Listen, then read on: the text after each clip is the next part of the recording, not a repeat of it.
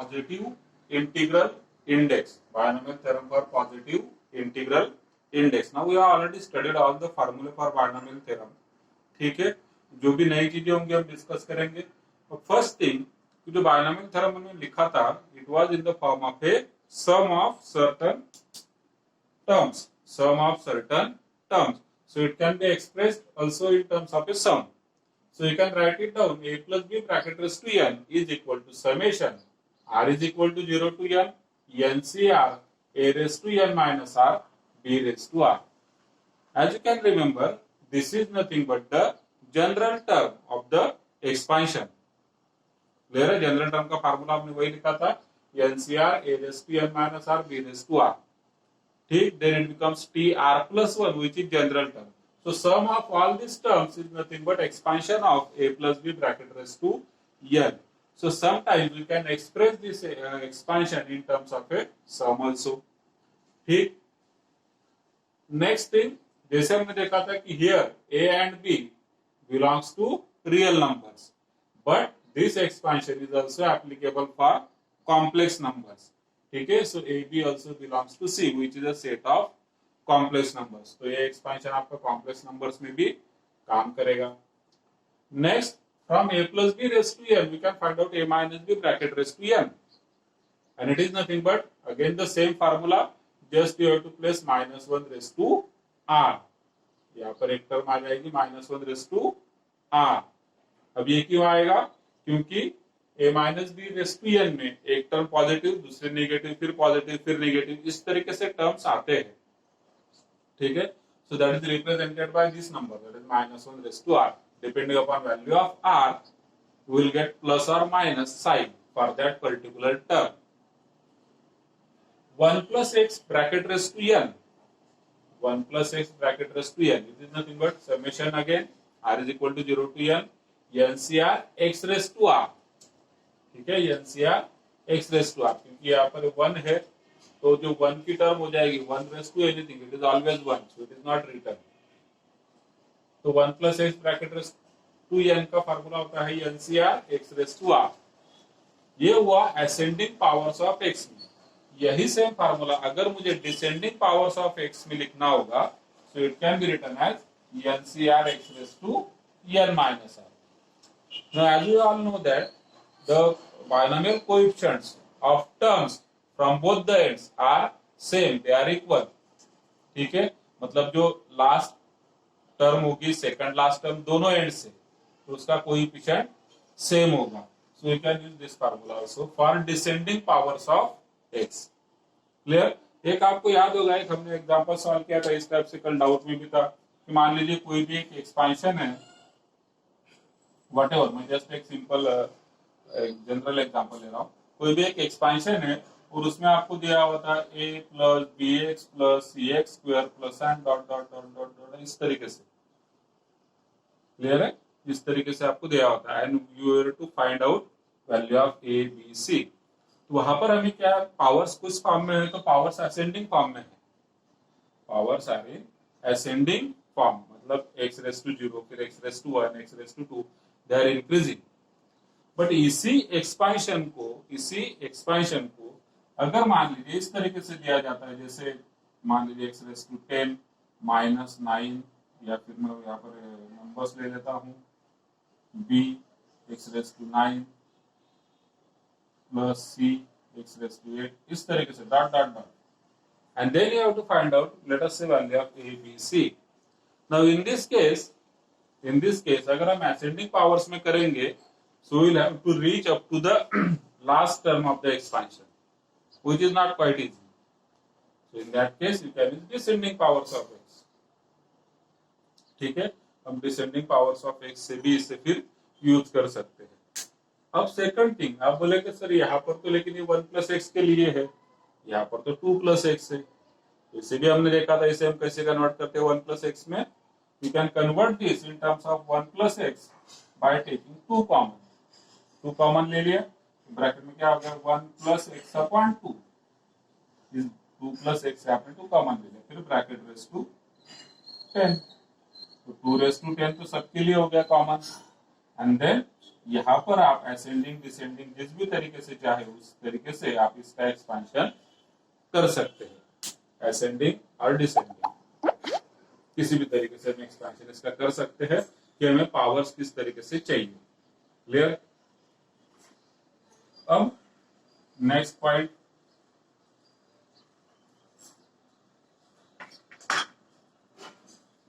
One plus X raise to N का जैसे है वैसे one minus X raise to N का है। इसमें बस क्या हो जाएगा, तो minus one raise to R आ जाएगा। जैसे हमने देखा था कि ए प्लस बी और ए माइनस बी, क्या डिफरेंस होता है, minus one raise to r आता है। सिमिलर इधर भी आएगा minus one raise to r. Clear? Formula वही है, n c r x raise to r. So these are the particular expansions of a plus b a minus b 1 plus x 1 minus x raised to n in the form of a sum। हमने तो पूरा लिखा था, यहाँ पर in the form of a sum generalise कर दिया हमने। So obviously all these are what, these are general terms of this expansion. क्योंकि जब भी आप सीक्वेंस एंड सीरीज आपको याद होगा, जब भी हम लिखते हैं समेशन के फॉर्म में तो हमें जनरल टर्म ढूंढना होता है, general term that is TR. तो यहाँ पर उसी तरीके से हमने लिखा हुआ। नाउ नेक्स्ट, और एक एग्जांपल कल आपके डाउट में था, x plus y raise to 100 plus का माइनस का याद नहीं मुझे, चलिए प्लस लिखते हैं, x minus y raise to 100 how many terms it contains. Generally what happens, generally में क्या लगेगा कि मालूम है हमें plus b raise to n में कितने टर्म्स होते हैं, एन प्लस 1। तो यहाँ पर इस 100 है तो यहाँ पर टर्म्स कितने होंगे, 101। इधर भी टर्म्स कितने होंगे, 101। तो आप क्या आंसर करेंगे, फिर प्लस कर देंगे, हो जाएगा 202। But this is not the answer, this is not the answer. क्यों नहीं है, because we have to always club the like terms, है ना। लाइक टर्म्स हमें ऐड होंगे तो ऐड करना है, सब्ट्रैक्ट होते होंगे तो सब्ट्रैक्ट करना है। We have to add the like terms always. Like terms हमें ऐड करने होते हैं, और जब आप लाइक टर्म्स ऐड करते हैं तो उस केस में ऐड मतलब आइदर ऐड होंगे या फिर सब्ट्रैक्ट होंगे, जो भी। तो उस केस में क्या हो जाएगा कि यहाँ से आपके टर्म कम हो जाते हैं। मैंने ग्रुप पर भी डाला हुआ था इसका सोल्यूशन।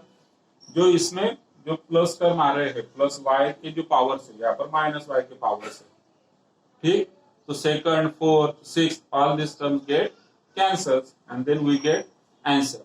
उस तरीके से आप अगर देखेंगे n इज ऑड, है ना, n अगर ऑड होगा then x plus a bracket raise to n plus x minus a bracket raise to n, and मतलब इनका एडिशन है या फिर इनका सब्ट्रैक्शन है। दोनों भी केस में सेम नंबर ऑफ टर्म्स होते हैं। और कितने टर्म्स होते हैं वो, n plus 1 upon 2 terms.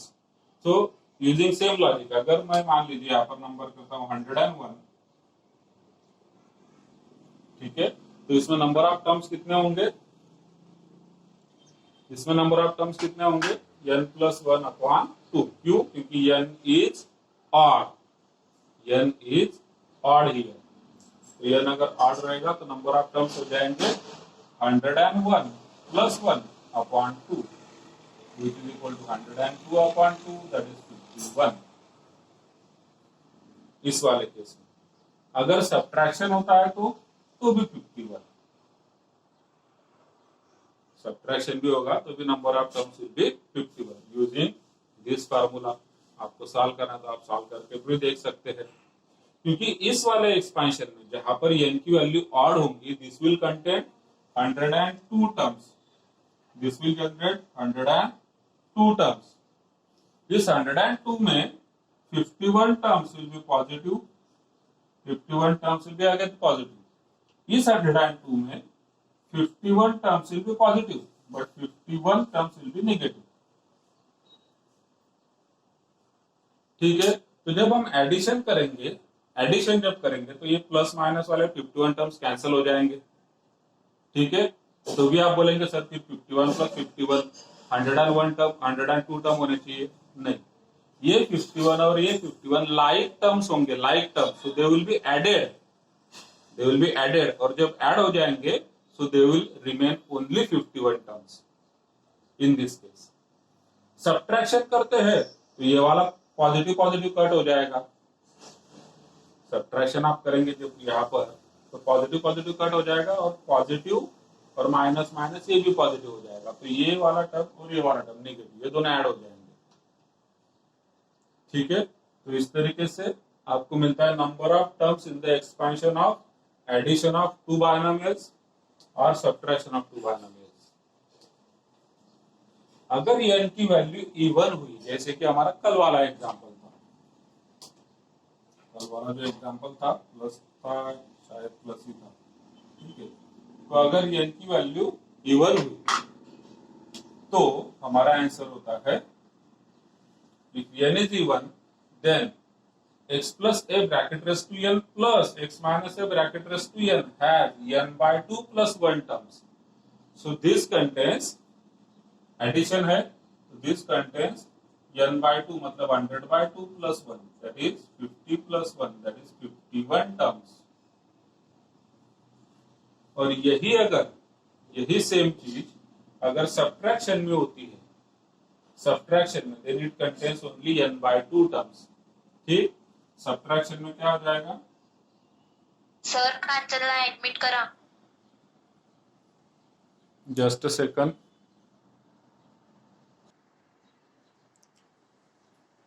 Okay, तर सब्ट्रॅक्शन मध्ये काय होणार? x plus y raise to 100 minus x minus y raise to 100. In case of subtraction, if n is even, value of n is even, you will get n by 2 terms.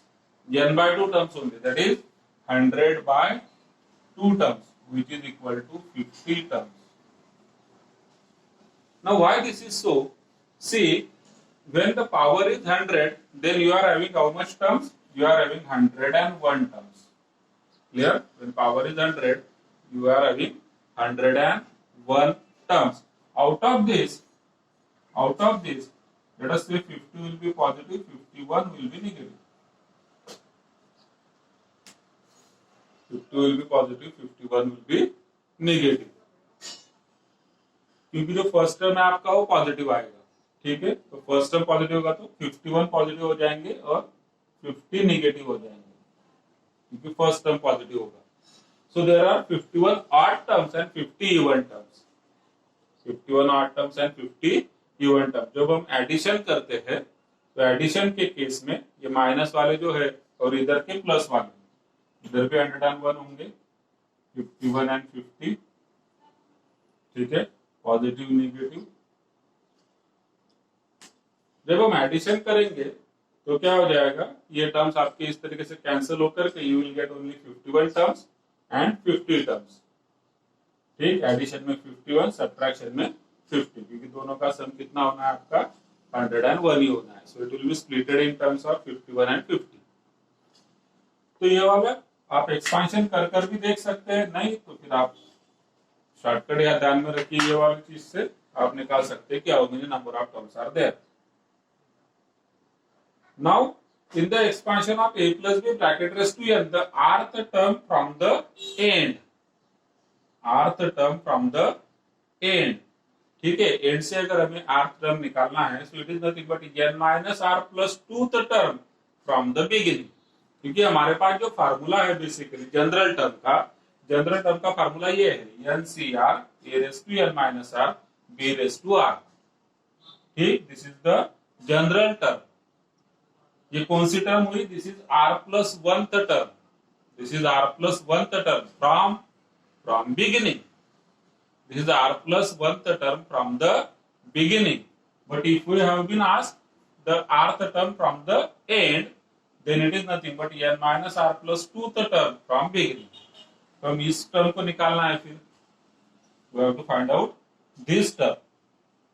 ठीक है, तो अब इस term को निकालने के लिए r plus 1 की वैल्यू क्या होगी? फिर हम यहाँ पर आकर के मतलब हमने निकाल लिया कि rth term from the end is nothing but n minus r plus 2th term from the beginning.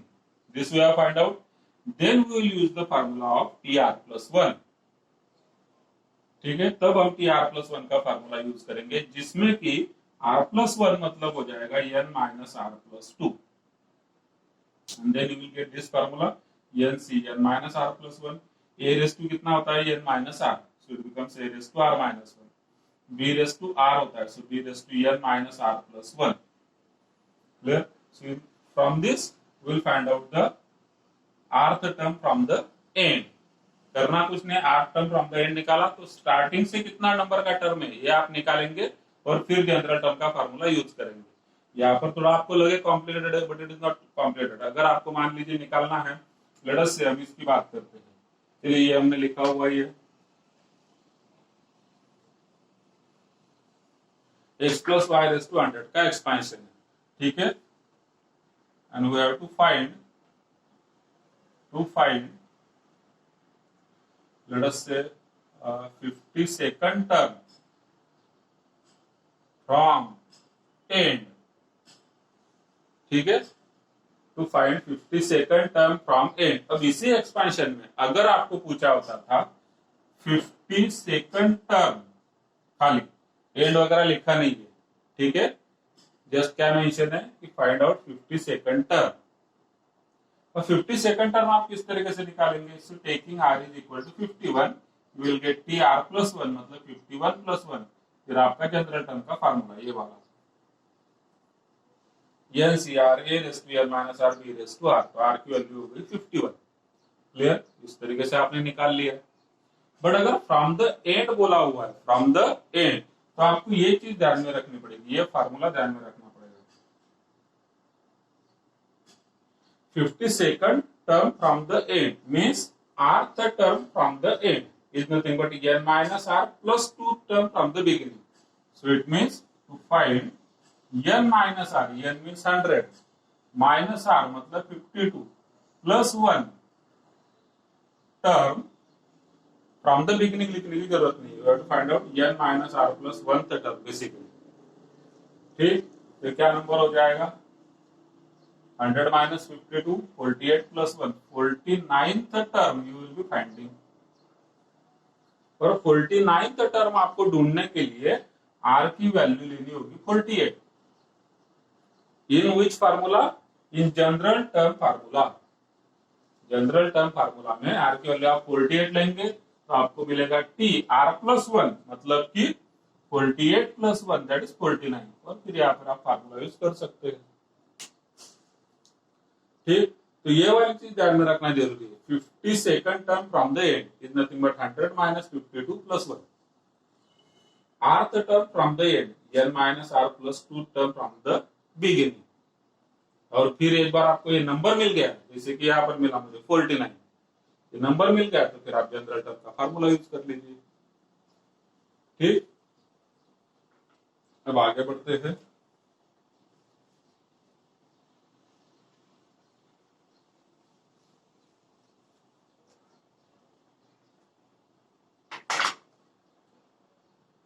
Next, independent और कांस्टेंट टर्म। इंडिपेंडेंट और constant term are term free from x, that is जो भी variable है उस term से आपको free from x होना चाहिए, वेरिएबल नहीं होना चाहिए उस टर्म में, ठीक है। तो इन दिस केस कैसे निकालना है, हमने क्वेश्चन सॉल्व किया हुआ है। हम जनरल टर्म निकालते हैं इस फॉर्मूला से, फिर x की जो भी पावर होगी उसे हम इक्वेट कर देते हैं 0 के साथ, ठीक। But we are having another shortcut also. अगर आपको शॉर्टकट चाहिए a plus b bracket raise to n में इंडिपेंडेंट और कांस्टेंट टर्म के लिए then this is the formula n minus r into power of a plus r into power of b should be equal to 0. Now this will give you value of r. आपको वहां से क्या मिलेगा? Value of r मिलेगा, ठीक। और जब value of r आपको मिल जाएगा then you can find out the constant term that is independent term, कौन से नंबर की है। फिर अगर वो जिस भी नंबर की होगी उस नंबर की टर्म फाइंड आउट करने के लिए आप जनरल टर्म का फार्मूला यूज करेंगे, ठीक। जैसे यहाँ पर for example x cube minus 1 upon x square raise to 50, इसमें हमें ढूंढना है a term independent of x that is free from x that is constant term। तो यहाँ पर n की वैल्यू कितनी है? 15। पावर ऑफ a, अब पावर ऑफ a मतलब क्या? ये जो टर्म है फर्स्ट टर्म a, इसकी पावर क्या है? तो इसकी पावर कितनी है? 3। Power of b, power of b is what? Second term की पावर क्या दिख रहा है आपको, 1/x² है, मतलब बेसिकली वो है क्या, x⁻²। है x जब न्यूमरेटर में चला जाएगा तो x⁻² है, तो power of b is -2। You can use this result, n minus r, that is 15 minus r into power of a, that is 3, plus r into power of b, that is -2। इसे हम solve करेंगे, you will get value of r equal to 9। Now this is value of r, है ना। तो constant term, independent term कौन सी हो गई फिर, it is r+1, that is 9+1। t10 will be independent of x। तो इस शॉर्टकट का यूज आपको क्या है, बस to find out value of r। और इसमें जो भी आप कैलकुलेशन देख रहे हैं उतना ही कैलकुलेशन तो आपके जनरल इसमें भी आता है। जनरली हम क्या करते थे, NCR, ठीक है, ये 15 है तो हो गया 15CR। आगे a⁻n−r, that is a means what, x³ raised to 15 - r into b⁻r, b मतलब 1/x² raised to r, r is r। ठीक, अब हमें पावर देखने हैं, क्या हो गया, this is 15CR x⁻³ into 45 - 3r into x⁻²r। ठीक, x⁻²r। हमें कांस्टेंट टर्म चाहिए, इसका मतलब x की पावर 0 चाहिए। अब यहाँ पर x की पावर कितनी है, 15CR, x की पावर हो गई 45 - 3r और -2r, मतलब -5r। x की पावर 0 चाहिए तो हो गया 45 - 5r equal to 0। So 5r equal to 45, r equal to 9, जो कि हमें इस तरीके से भी मिलता है। तो आप ऐसे भी करेंगे तो भी आसान है, ऐसे करेंगे तो भी आसान है। इसमें कोएफिशिएंट भी आपको मिल जाता है, व्हाट इज द कोएफिशिएंट और what is the independent term, है ना। तो इंडिपेंडेंट टर्म ये हो गई 15CR, दैट इज 15C9, जो भी इसका आंसर होगा। So you can solve in this way और इन दिस वे, दोनों भी तरीके आपके पास है। ठीक, ये वाली मेथड आप करते हैं तो थोड़ा सा आपको कैलकुलेशन फास्ट होना चाहिए, ऑब्वियसली इसमें भी लगेगा क्योंकि पावर ऑफ ए ध्यान में रखना है, पावर ऑफ बी ध्यान में रखना है। और ये हमारी रेगुलर मेथड जो हमने बोर्ड में पढ़ी। So this is for finding independent और constant term. Clear. Next concept is for middle terms. Middle terms middle terms भी हमने ढूंढा है। मिडल टर्म्स के दो फार्मूले भी हमने देखे थे, middle terms in when n is even and middle terms when n is odd। ठीक, just a second।